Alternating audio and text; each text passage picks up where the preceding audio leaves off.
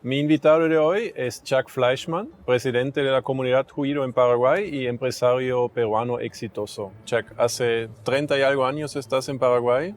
Bueno, hola Marcus y gracias por la invitación. Hace 33 años vine a Paraguay por un año y creo que se cumplió lo que muchos extranjeros que vienen a Paraguay siempre dicen, que cuando tienen que venir aquí hay veces lloran porque no saben a dónde van y porque tienen una idea preconcebida de lo que es Paraguay. Y el día que se tienen que ir lloran más, porque ya no se quieren ir más. Yo vine por un año de 33 ya. ¿Cómo inició eso? O sea, ¿vos naciste en Lima, directo en Perú? Yo nací en Lima, hijo de mamá francesa y de mi papá peruano, pero de origen ruso-rumano. Yo nací en Lima, estudié el colegio en Lima y después, durante un gobierno militar de izquierda que era bastante difícil en Perú, me fui a Estados Unidos a estudiar ingeniería. Terminé ingeniero industrial y regresé a trabajar a Perú. Y pasamos del gobierno militar de izquierda al terrorismo de Sendero Luminoso y del movimiento Tupac Amaru, y la oportunidad que me ofreció una corporación internacional muy grande como 3M, de venir a ser el representante distribuidor en Paraguay. Y vinimos a ver qué había en Paraguay. Yo primero hice una locura. Primero firmé el contrato en Brasil para representar a 3M en Paraguay, y después de haberlo firmado compré un pasaje para venir a conocer Paraguay. Todavía estaba la dictadura de Stroessner. Era noviembre de 1988 y el golpe fue entre el 2 y 3 de febrero del 89. Y conocí a un abogado aquí que me invitó a cenar, y mi pregunta primera fue: ¿qué pasa si se muere el presidente?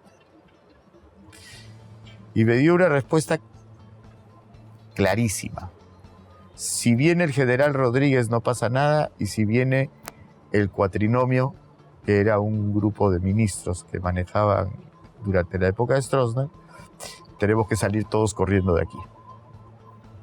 Entonces, ¿llegaste sabiendo eventualmente que la situación estaba con una cierta tensión o se sentía muy estable en ese momento? No, para nada. Sabía de que si bien era una dictadura, mi intención era trabajar, vivir en paz, no meterme en política porque no era mi tema, y menos como extranjero.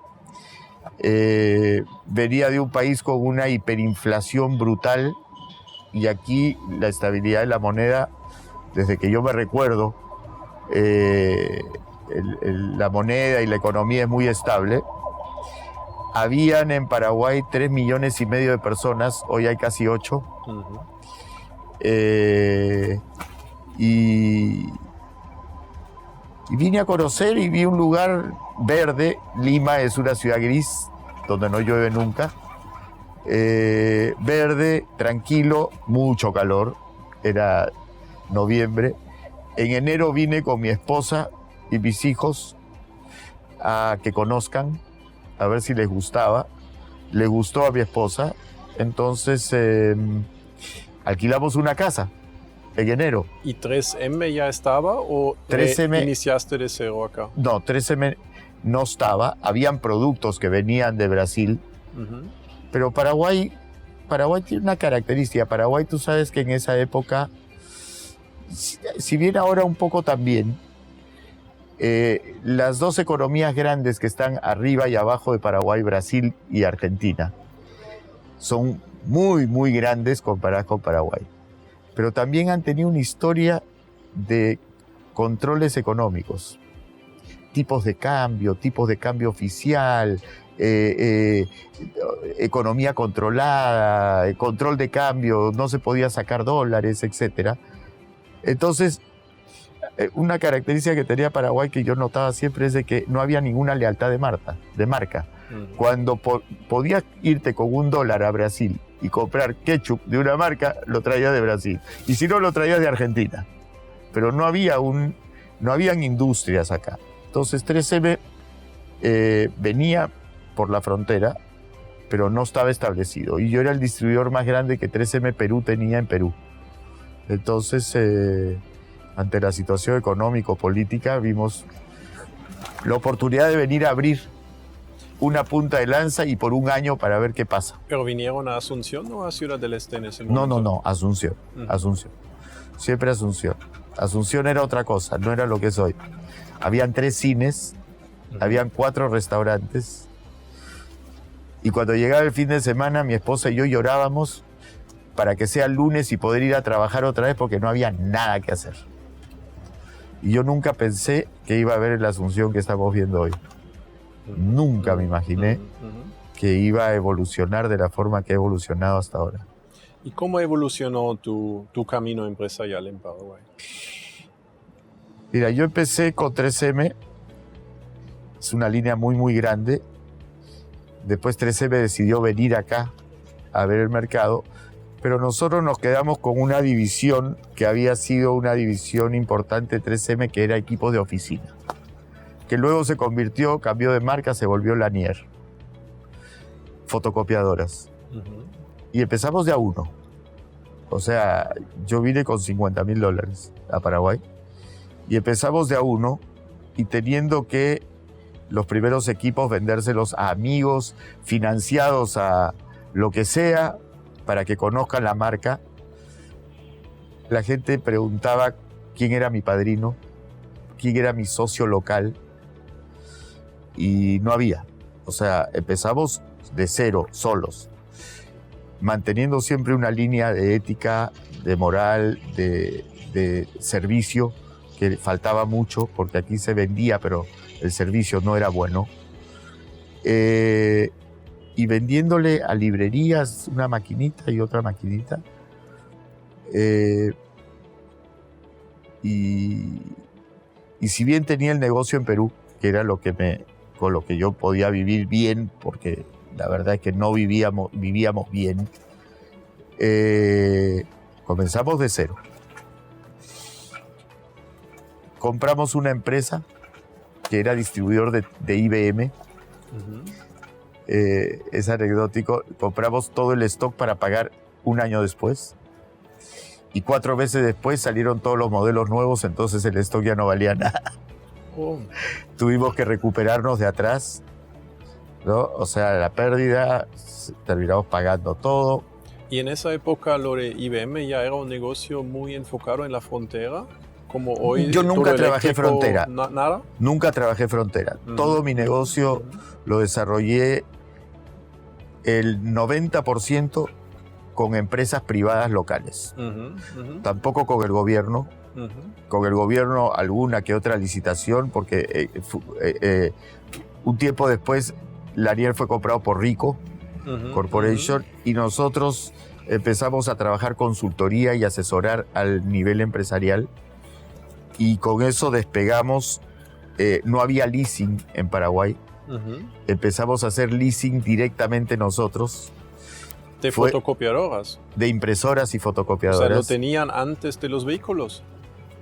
¿Había leasing de vehículos en ese momento? No había ningún leasing, no había ley de leasing. Entonces lo hacíamos directamente. Era un alquiler con opción a compra que financiábamos nosotros, y conseguíamos financiación bancaria. Como igual, el Paraguay es un país donde puedes trabajar con ambas monedas. Todo nuestro negocio era en dólares, facturábamos en dólares o en guaraníes al tipo de cambio del vencimiento de la cuota. Siempre nos hemos manejado así. Y poco a poco vino la transformación de tecnología. Nosotros estábamos preparados y tomamos 70% del mercado corporativo de equipos de oficina, cuando la impresión era una vedette todavía. Se gastaba muchísima plata en impresión. Y bueno, ese fue el primer negocio.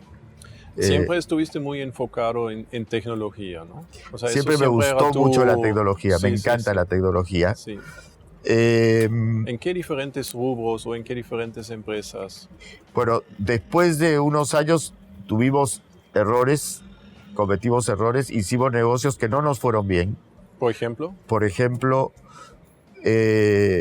contratamos a un técnico internacional de tránsito e hicimos un proyecto para resolver el problema del tráfico en Ciudad del Este y en la frontera con Brasil, que tiene un puente que tú sabes que puedes tardar 3 o 4 horas en cola para cruzar el puente, y 60% de quienes cruzan el puente son combis o taxis paraguayos que están llevando de vuelta a los brasileros que compraron. Sí. Entonces hicimos un proyecto, se licitó, ganamos la licitación, invertimos un montón de dinero y pocos meses después nos cancelaron el contrato. ¿Pero qué hicieron ahí exactamente? ¿Estacionamiento, ordenamiento? Pusimos parquímetros, ordenamos, logramos hacer acuerdos con los sindicatos, logramos hacer acuerdos con las asociaciones de vendedores de cigarrillos de la vía pública, de vendedores de zapatillas de la vía pública, con todos, con las asociaciones de taxis, de combis, que ya no le van a cobrar al turista $20, sino que hicimos un predio muy, muy grande donde hoy está el estadio de fútbol de 3 de febrero en Ciudad del Este. Ese predio lo rellenamos, lo trabajamos y era la estación de buses de turismo para que el brasilero pudiera venir en su bus y no tenga que después regresar en un taxi o una combi al otro lado. Y fue una inversión muy grande, un trabajo de 2 años hasta que se puso en práctica. Y una sola asociación aparentemente se nos escapó. La Asociación de Vendedoras de Gaseosas de la Vía Pública. Las mujeres que vendían la Coca-Cola al turista, cuando estaba en el taxi o qué sé yo. Y nosotros, como pusimos los buses dentro de un predio seguro y cerrado, ellas no podían llegar ahí. Hicieron un lío grande y ese mismo día la Junta Municipal derogó todas las ordenanzas y mandó los buses a la calle. ¿Cuánto tiempo funcionó eso? Los buses, una semana. ¿Una semana? Una semana. Y todo fue suspendido. Y todo se suspendió. Nos dieron a nosotros cobrar para estacionar los buses en la calle, en lugar de un predio seguro, para que las señoras puedan vender su gaseosa. Y en ese predio se construyó después el estadio de fútbol del 3 de febrero, que se hizo para la Copa América 99. ¿En qué año fue eso? Todo ese... 96 aproximadamente. Fue un proyecto fantástico. Mi esposa y yo viajamos a la Feria Mundial de Turismo de Londres para promocionar que Ciudad del Este era un lugar seguro para entrar y venir y todo. Y bueno, hubieron intereses políticos. Y siendo extranjero en un lugar como Ciudad del Este, no teníamos el peso y la influencia como para poder sostener eso. Y perdimos. ¿Pero eso fue tu única experiencia negativa o te pasó en otras ocasiones también? Me pasó en una otra ocasión. Abrimos una empresa para traer juguetes Hasbro. Traíamos los juguetes de última generación, traíamos las series de televisión que le vendíamos a un canal a cambio, en canje, por publicidad. Y traíamos todo de Estados Unidos. Hasbro es una empresa muy conocida. Muy conocida, sí. Y en juguetes es un negocio donde tú trabajas 30%, 10% durante el año, 20% Día del Niño, 70% Navidad y Reyes. Cargamos todos los espacios de los supermercados, de las tiendas y todo para Navidad. Y una semana antes el dólar se fue de 6,000 a 8,000. Y bueno, era imposible, ya los precios subieron tanto que terminó la campaña navideña y nos quedamos con los juguetes. Y muchos de esos juguetes son juguetes de temporada, Teletubbies, Pokémon, y eso era recién salido, era nuevo. Pero también tuvimos el problema de la falsificación que venía por Ciudad del Este. Ah, también. También. Okay. Pero lo que escucho de eso es siempre fuiste muy emprendedora y sin miedo, innovando, probando cosas. Sí, o sea, no sé. Lo que te fue muy bien es la parte de desarrollo inmobiliario, por ejemplo. Mira, no solamente. Unos años después, caminando con mi esposa en Punta del Este con una pareja de amigos, entramos al hotel, al Conrad, y él entró a la boletería. Y le digo, ¿qué haces acá? Y me dice, nosotros tenemos la boletería de entradas de espectáculos. Y mi esposa y yo trabajamos mucho en una institución de la comunidad judía benéfica, donde hicimos eventos de recaudación. Trajimos a Julio Boca, trajimos a Fito Páez, trajimos eventos para recaudar fondos para proyectos de la Secretaría de la Mujer, donde ellos tenían los proyectos y nosotros recaudábamos dinero, íbamos, entregábamos y capacitábamos a mujeres maltratadas del interior para que pudieran tener una mejor vida. Pero en eso entramos a promover algunos espectáculos, tuvimos que organizarlos y vendíamos las entradas, y las entradas eran un activo, estaban todas impresas y numeradas, y costaba una entrada para un ballet, costaba $400 una entrada. Y entonces, cuando entramos con este amigo unos años después a su local, nos asociamos, eso fue en enero, y en el 2 de mayo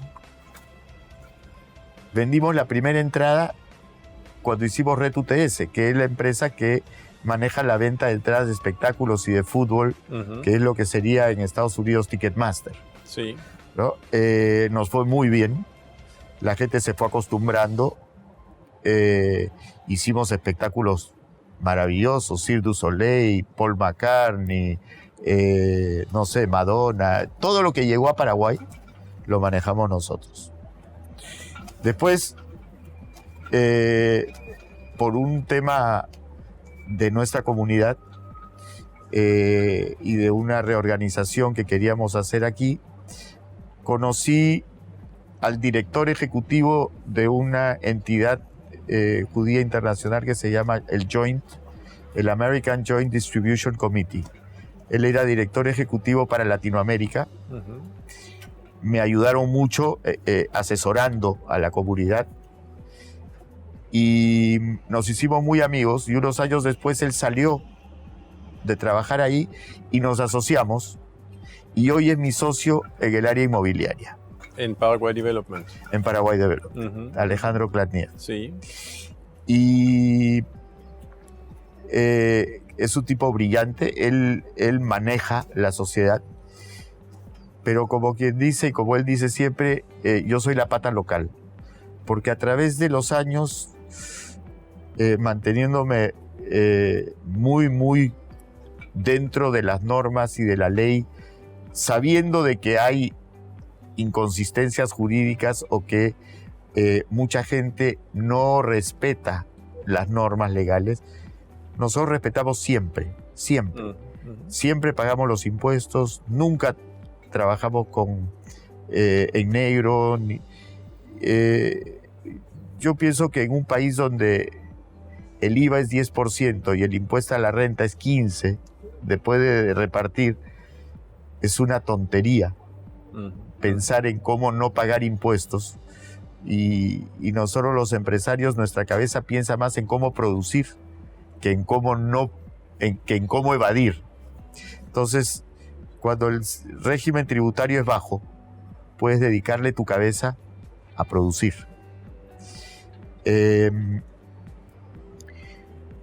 Sabemos que hay corrupción,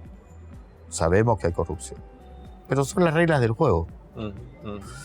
Y yo nunca entré en eso, y esa trayectoria de mantenerme recto, hizo que yo pueda tener acceso a autoridades, a el nombre de mi empresa, y esa es una cosa muy importante en Paraguay.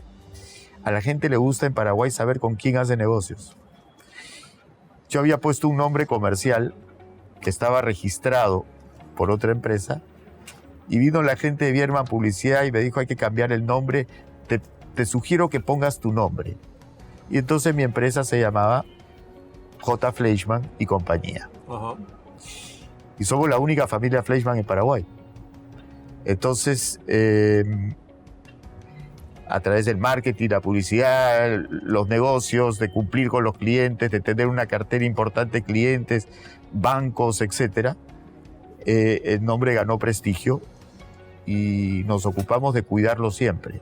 ¿Es algo que recomendarías a alguien que viene de afuera, que utiliza su nombre para su empresa? Yo creo que, si tú me preguntas, yo tuve que construir de cero. Hoy no es el mismo Paraguay que hace 30 años. Sí. Hoy es bastante más cosmopolita. La gente viaja. Yo te digo que hace 30 años, cuando yo vine, el 80 o 90% de los empresarios paraguayos no sabían hablar inglés.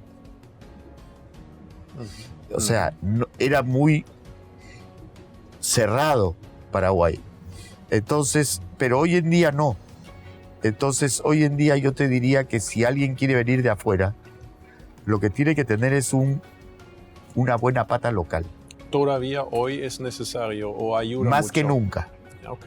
Más que nunca. Porque en esa época, si bien la gente creía que yo tenía un socio, yo fui yendo despacito, despacito, y con mucho cuidado de no tocar a nadie que fuera demasiado grande y que pudiera sacarme del camino. Hoy en día eso ya es mucho menos, porque hay mucho más formalidad en los negocios, pero una persona con muy buena reputación y una persona que tenga buenos contactos, pero más que nada que sepa a dónde ir. ¿Quién es el escribano? ¿Con qué abogado? Tengo un problema en la municipalidad. ¿Con quién debo hablar? Sí. ¿Cómo debo hablar? ¿En qué juego no debo caer?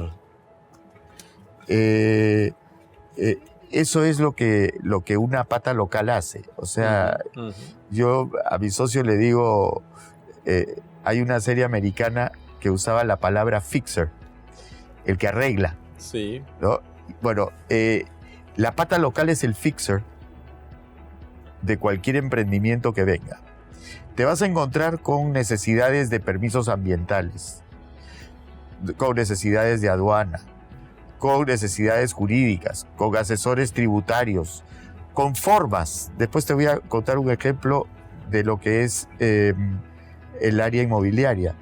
Entonces, tú tienes que tener un fixer, porque los problemas surgen. El vecino de una obra te llama porque cayó algo y tiene que haber alguien local a que él pueda llamar, y alguien local al que él conozca y que sabe que son gente bien, que tiene buena fe, para que tenga la confianza de no ir a hacerte una demanda, una denuncia, y hay que saber respetar a la gente. O sea, no hay que subestimar Paraguay. ¿Te ocurrió eso en tus desarrollos inmobiliarios? Me ocurrió. Nosotros, el más grande que hicimos de Tower, Sí.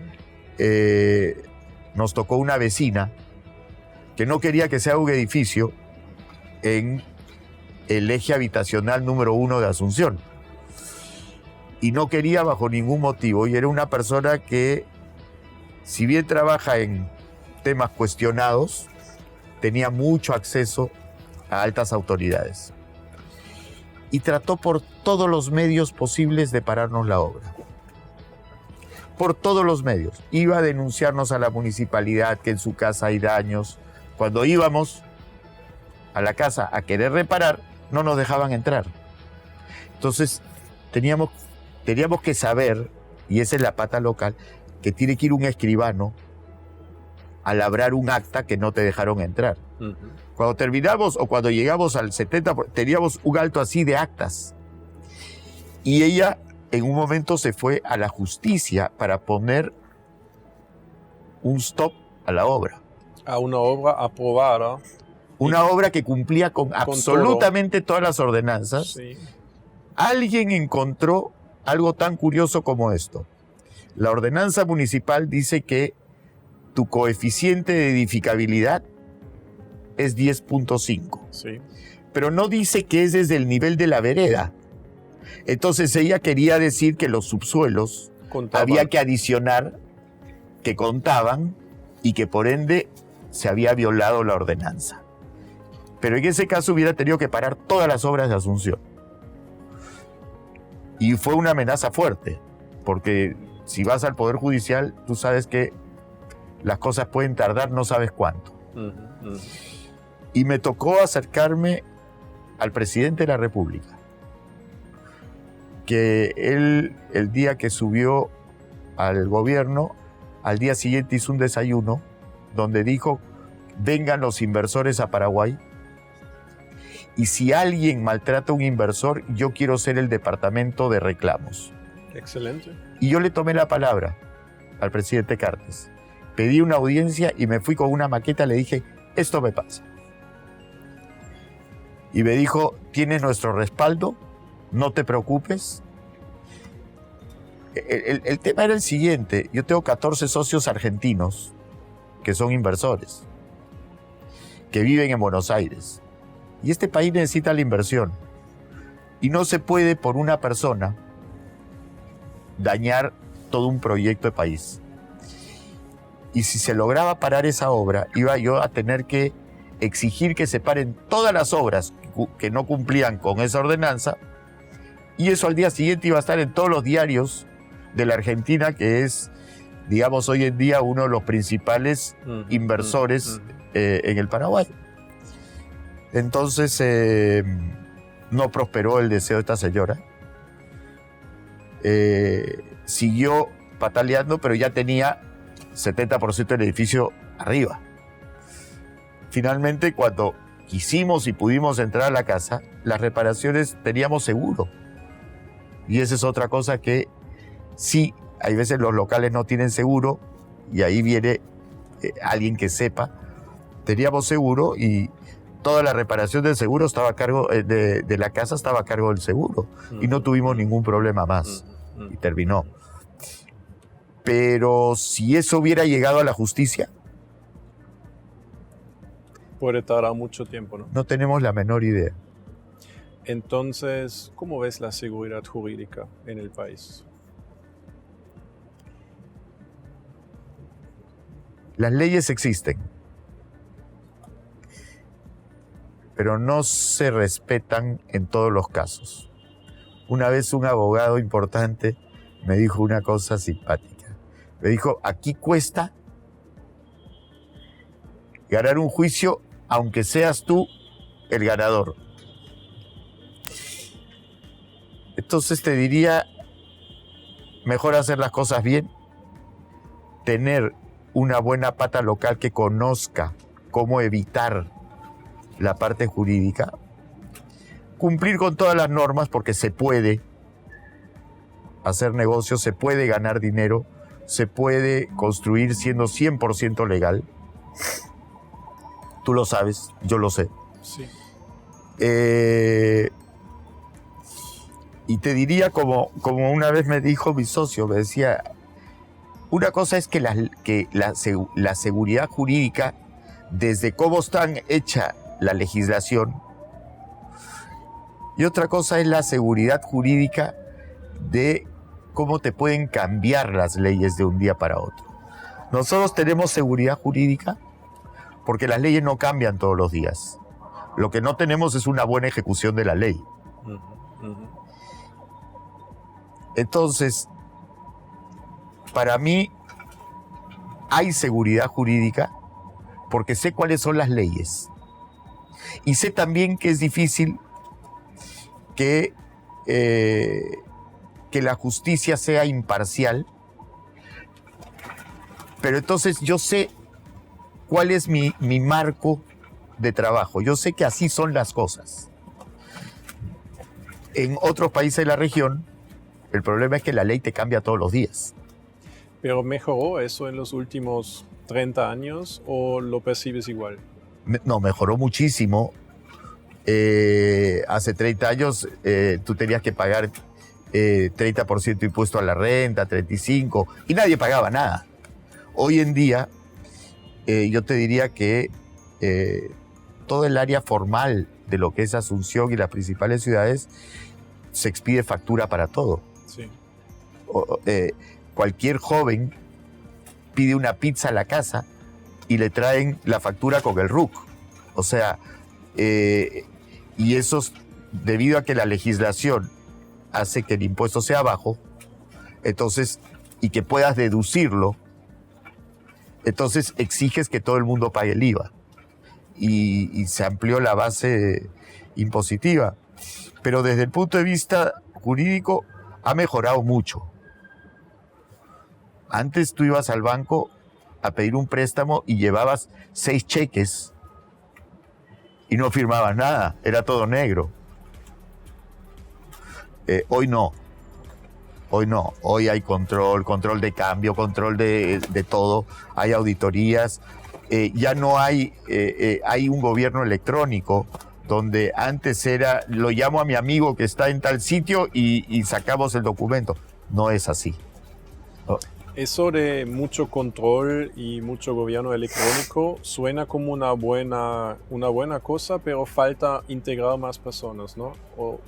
¿Cómo ves eso? Sí, o sea, falta bancarizar gente. Tenemos socioeconómicamente, tenemos un país con grandes diferencias. Si bien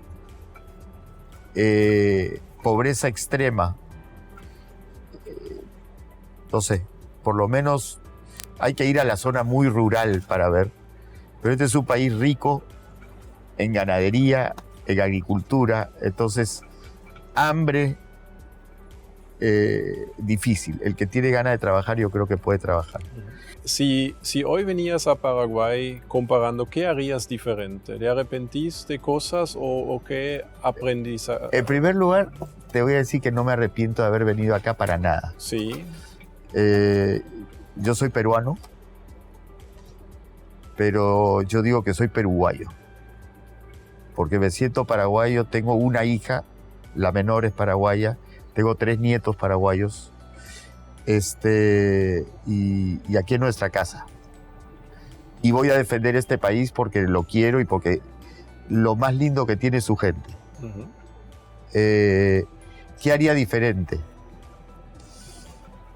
Me hubiera gustado conocer a alguien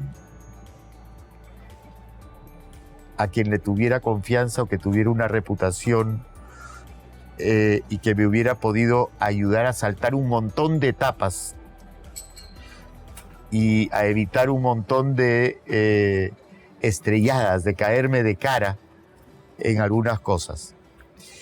Eso es lo que haría diferente. Buscaría un partner local para ganar tiempo, para confiable, velocidad, para evitar todo lo que te mencionaba antes. Sí. Mi socio hizo un artículo para una revista donde decía: nosotros hemos visto durante los últimos años muchos extranjeros venir a invertir acá, muchos del Uruguay, de Argentina y de otros lugares. En primer lugar, subestimaron, pensaron que en Paraguay todos son tontos y que nadie sabe nada. Y se fueron con una mano adelante y una mano atrás. Y no porque les robaron, sino porque hay que entender la cultura local, hay que entender la forma de hacer negocios. Este es el país de los amigos. El día que llegué me dijeron: has llegado al país de los amigos. Primero preguntamos cómo está la familia, cómo estás, y después hacemos negocios. Primero se toma un tereré y después se hace negocio. Entonces, hay una idiosincrasia de un país sudamericano, tercermundista, donde todavía hay tiempo para encontrarse con los amigos sin tener que hacer una cita un mes antes, ¿no? Todavía valoramos la gente, el piquifútbol. Es feliz cuando puede un sábado a la tarde hacer un asado, tomar cerveza y jugar un partido en una canchita de barrio. No hay ese estrés y se valora mucho la amistad, la familia. Entonces, yo te digo que para mí es importante entender la idiosincrasia de donde estás. Y si tú vienes de afuera, no existen libros que te puedan explicar cómo vive un país, cómo siente un país. Si yo me voy a Alemania, a un pueblito de Bavaria, como extranjero, ¿tú crees que me va a ser fácil? Las leyes son complicadísimas. Es diferente, sí. Escuchamos a uno de mis invitados anteriores hablar sobre la complejidad de las leyes y exigencias hasta poder abrir algo. Y acá, en un mes puedes tener un negocio, un mes y medio puedes tener un negocio abierto, ¿no? Entonces, tú vienes con una preconcepción de una forma de vivir a un lugar donde es totalmente diferente. Ahora, claro que te puedes encontrar con aquel que te va a guiar por el camino equivocado o va a tratar de aprovecharse de ti. Obvio. Y por eso algo donde hay que tener mucho cuidado. Hay que tener cuidado. Hay que tener cuidado. Hay que tener cuidado, como en cualquier parte, o sea, y más aún en países donde el sistema judicial es blando, por decirlo menos, hay que tener cuidado.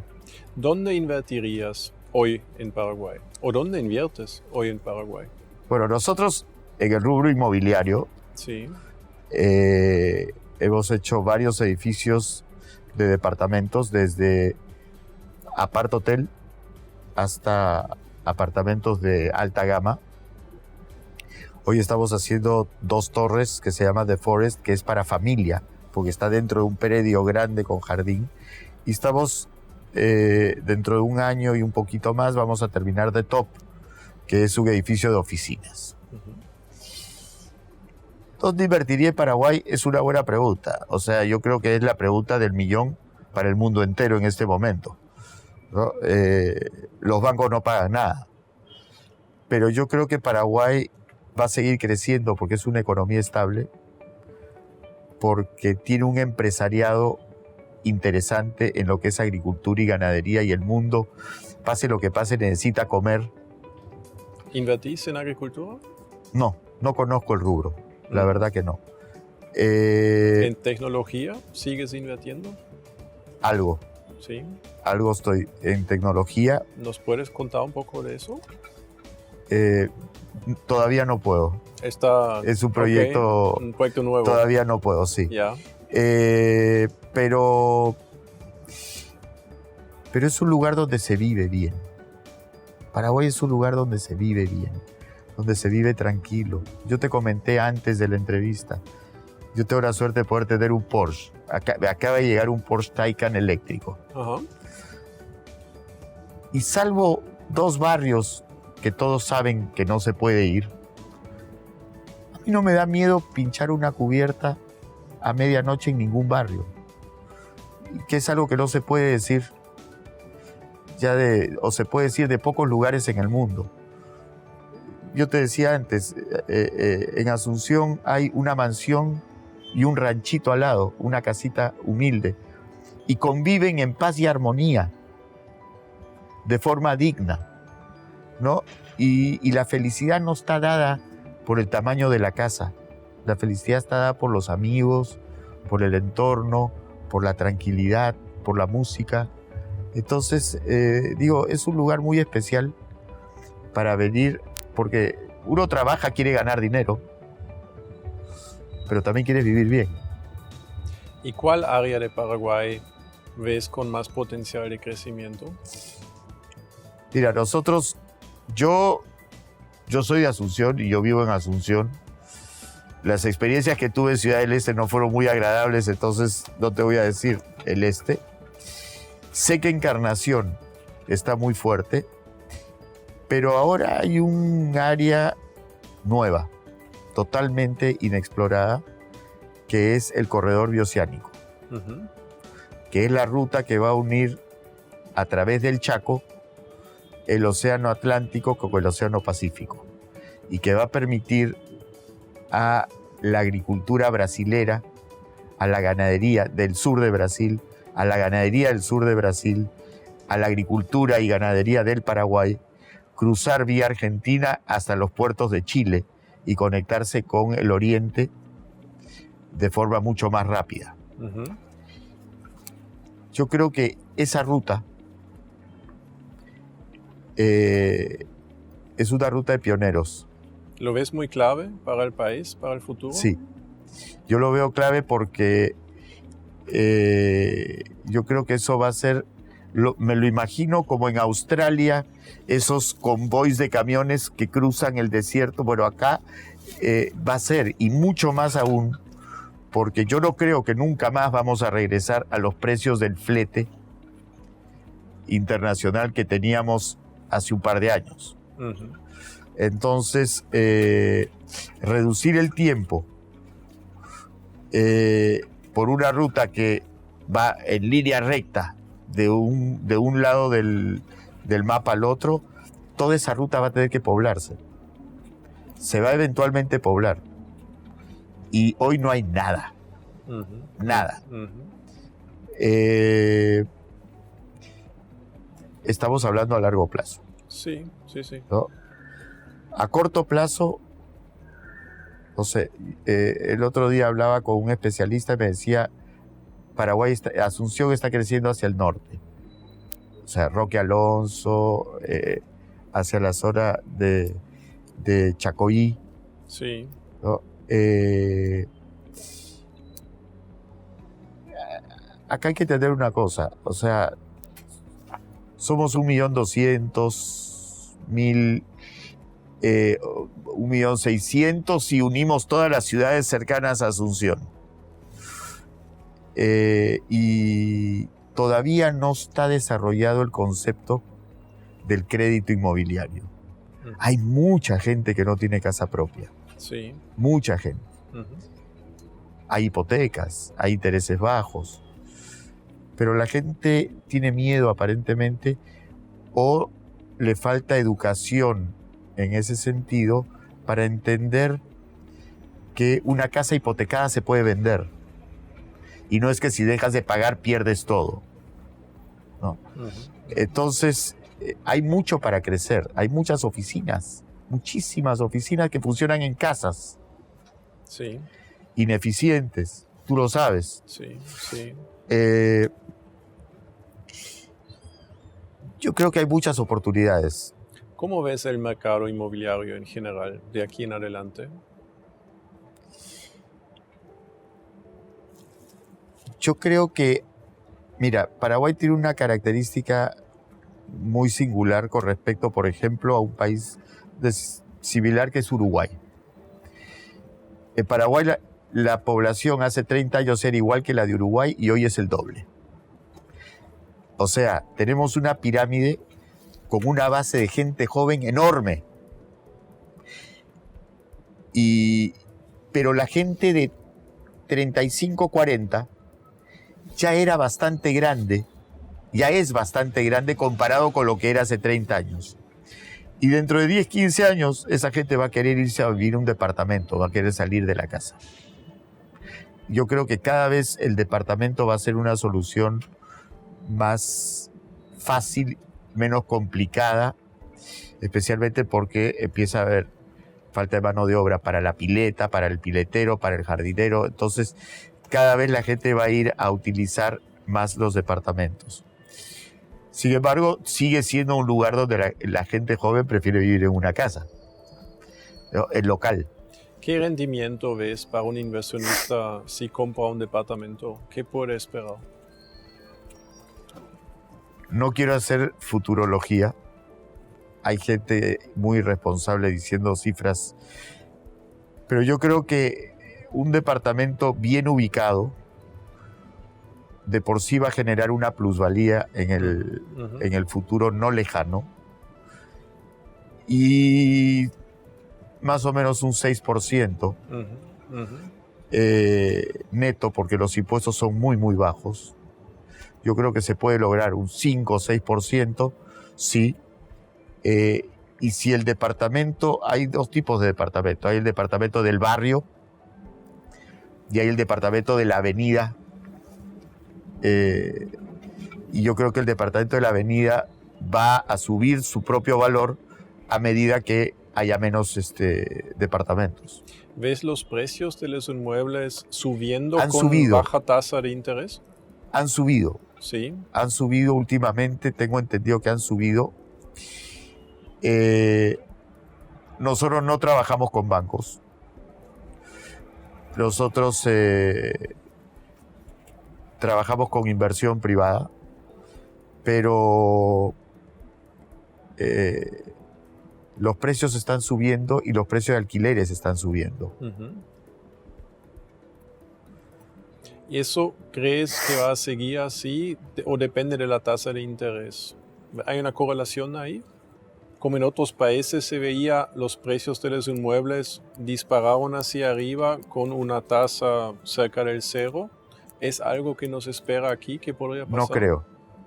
No creo. Primero de todo porque la economía paraguaya es una economía muy sana. Ujú. O sea, cuando tú empiezas a ver que la gente dispara los precios para arriba y que el interés es cero, podrías estar trabajando para una burbuja. Porque la gente va a comprar casas sobrevaloradas porque tiene interés cero.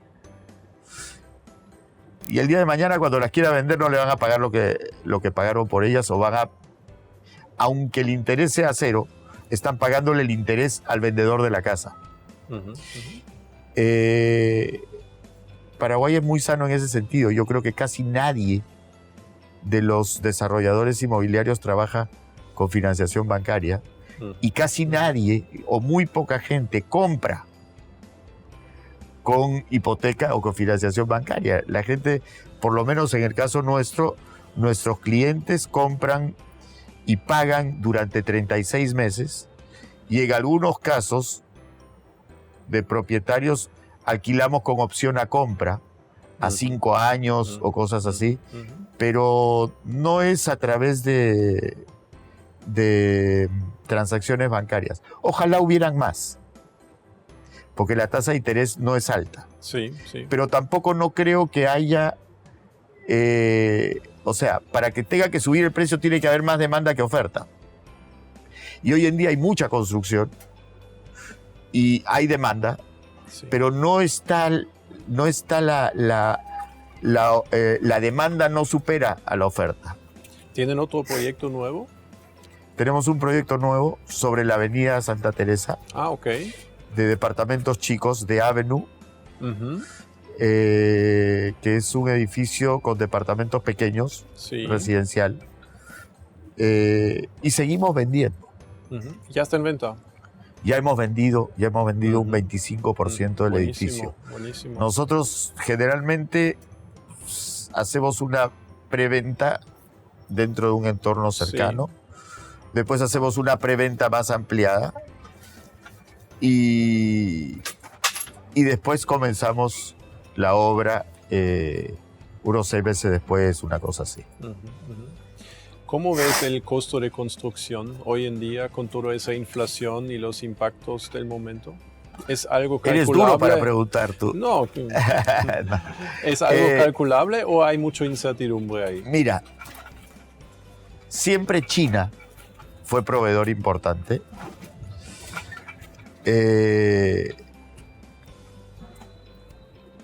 Paraguay no es un país industrializado.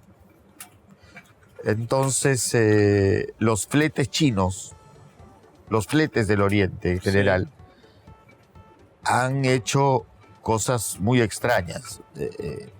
Nosotros trajimos pisos de China, porcelanato de China, costaba $2.40, pero entraban $6.000, $8.000 porcelanato en un container y costaba $2.500 traer el container y hoy cuesta $15.000 traer el container.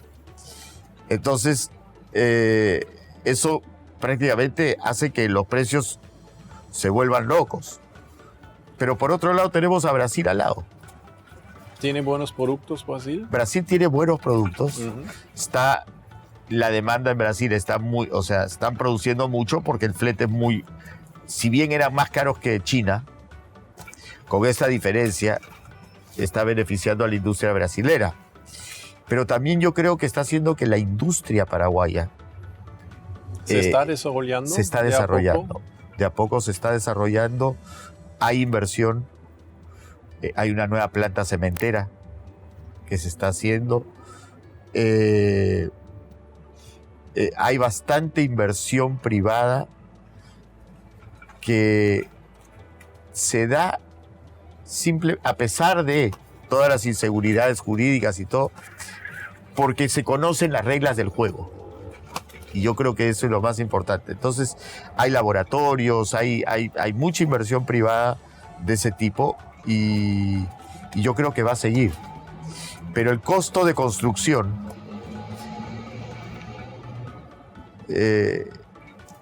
va a depender mucho de la materia prima y nosotros somos un país importador. Si bien el cemento hay acá, la arena, ¿no? Pero hasta el hierro se tiene que importar. Entonces, el vidrio se tiene que importar. Y ha subido el costo de construcción. ¿Cómo es tu experiencia con la mano de obra local?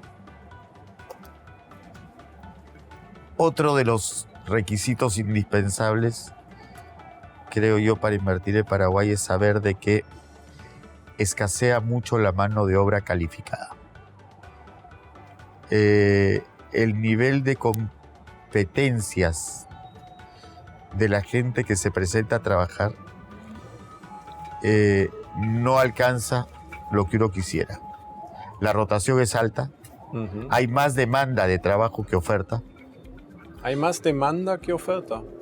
De rangos medios. Okay, de rangos medios es muy difícil. En muchos casos se pagan salarios que están muy por arriba de lo que costaría un profesional en la Argentina. Y en la mayoría de casos, en la Argentina ha tenido mucha más competitividad y ha tenido mucho más desafíos que nosotros, que somos un país que evoluciona. Entonces, nosotros trabajamos con mandos medios argentinos muchas veces, que vienen una semana sí, una semana no y manejan remotamente, pero cuya misión es capacitar. Tenemos un mercado laboral donde, a mi parecer, y con todo respeto, porque lo primero que te dije es que me siento paraguayo, pero cuando uno mira al espejo y no le gusta lo que ve, sí. Entonces se esconde, está mal, ¿no?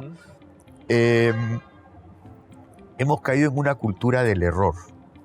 La gente demasiado seguido te dice, uy, disculpe, me equivoqué. Muchos errores. Muchos más de lo normal. Yeah. Entonces, puede ser que se atribuya a desatención, el teléfono celular, mensajes por aquí, mensajes por allá, y la gente no presta atención a lo que hace.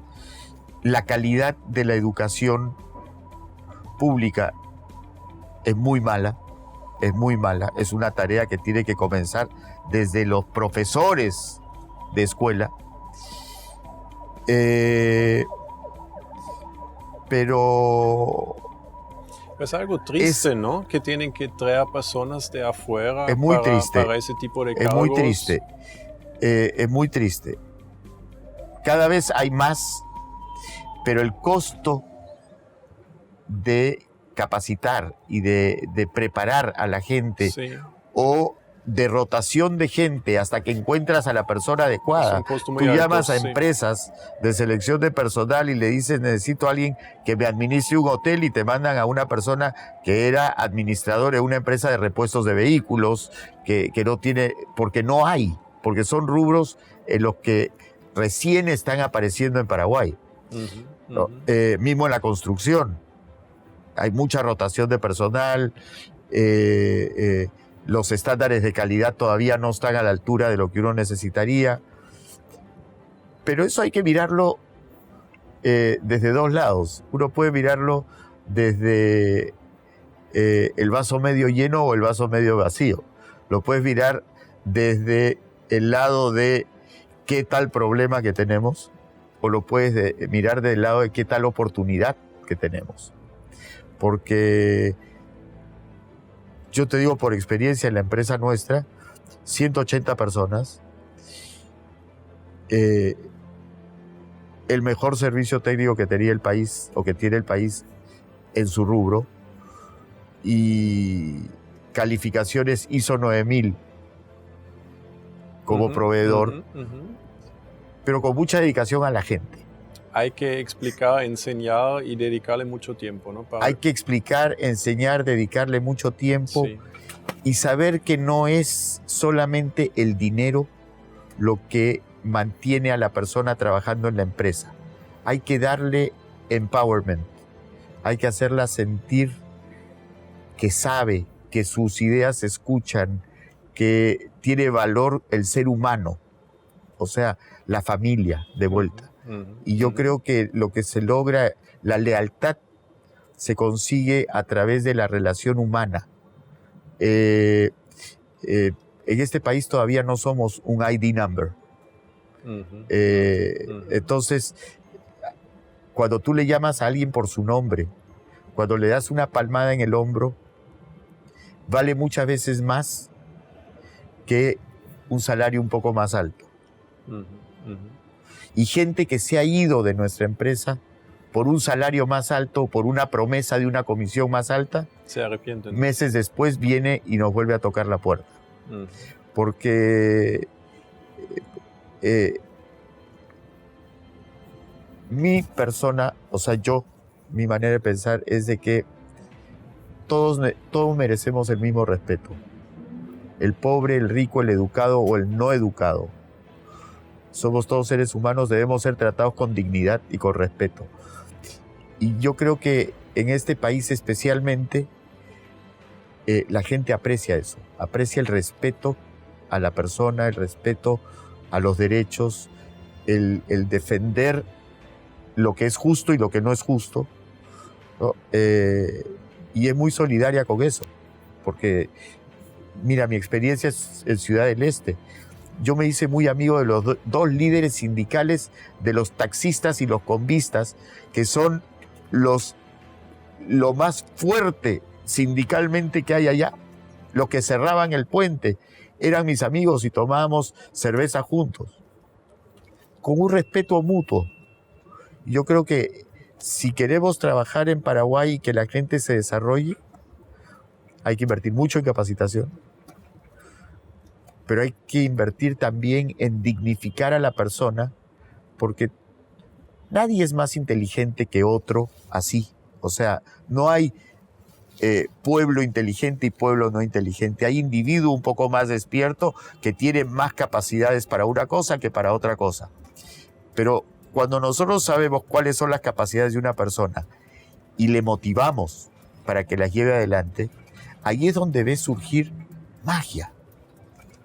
Porque nuestra gente hace magia. Yo he tenido situaciones donde no teníamos repuestos y yo le decía, yo sé que ustedes pueden.